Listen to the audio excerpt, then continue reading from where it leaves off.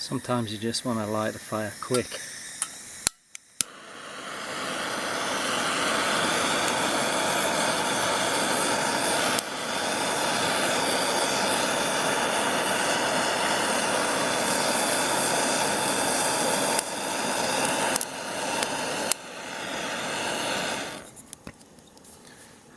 Bloody handy, these things. It's a bargain. It's I think it was under 15 bucks. There'll be a link down below anyway. Yeah, they sure take the work out of lighting fires. Stick a few more twigs on. I like this little stove, it's nice. It comes with a dish. You can put alcohol in the dish and burn alcohol if you wish in your dish. Alright, I got the Savage out again. Now, I've done some modifications to it. I didn't pick the best lighting for this, did I? Alright, let's get some light on the subject. Alright, if you saw my first video on this when I first got it, the edges here of the steel were sharp. I could feel a ridge here, and I could feel a ridge under the back part. I think it was the back part. But I stripped it down and took a file to it. I put in some jimping here. I like the jimping on the first BPS knife that I got, and this had a really sharp edge all the way along. Move that out of the way a little bit. Yeah, it had a really sharp edge here.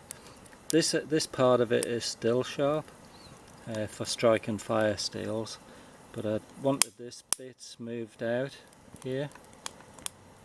There you can see the jimping there.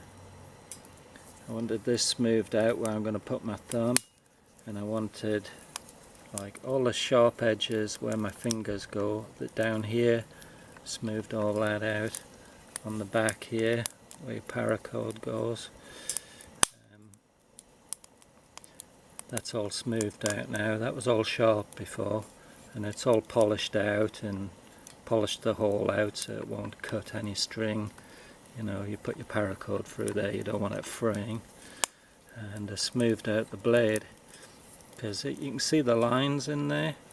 I mean, it was serviceable, good serviceable knife before I started, but I wanted to just finish it, if you like.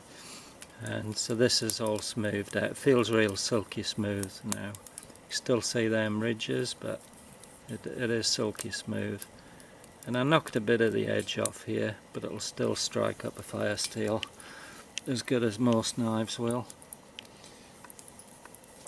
And rub down the bog oak handles a little and put the bry wax on there, and waxed underneath the handles too. So just thought I'd do a quick video on what I think is the improvements to it.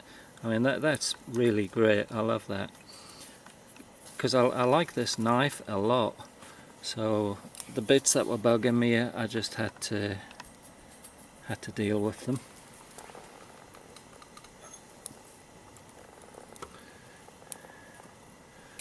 Now I've got a fire steel here, so let's show you that it still sparks up nice. No problem. Sparking away like a good one. The fire steel that I use is a Eric's light. I think it's pretty good for the price. You know, you get two of these for about $7 or something.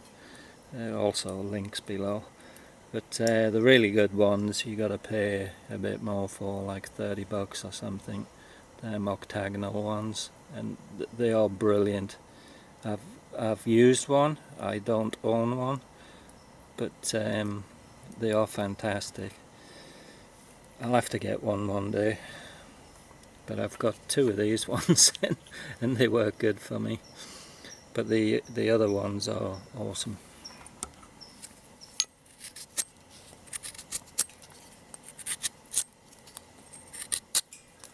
The jimping is so handy already. Like I say, I can feel exactly where my thumb is in the dark or anything, you know, out camping. Handy to know, I think. I don't know if anyone at BPS Knives watches these videos, but I expect they do. I would if I was making knives. But maybe they can incorporate this or give it as an option or something. It works ever so good. Feels just perfect with this handle.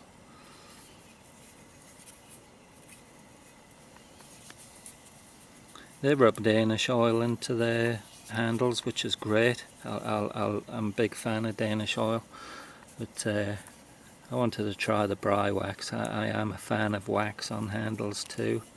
You'd think it would make it slippy, but it doesn't. It makes them, especially beeswax. Beeswax makes them kind of sticky, you know, in a good way. Grippy. But I wanted to put a bit of colour in, so I used the beeswax on these bog oak handles because it's a beautiful bit of wood. Alright, rest of this video is just me messing about doing this if you care to watch that. If not, catch you later.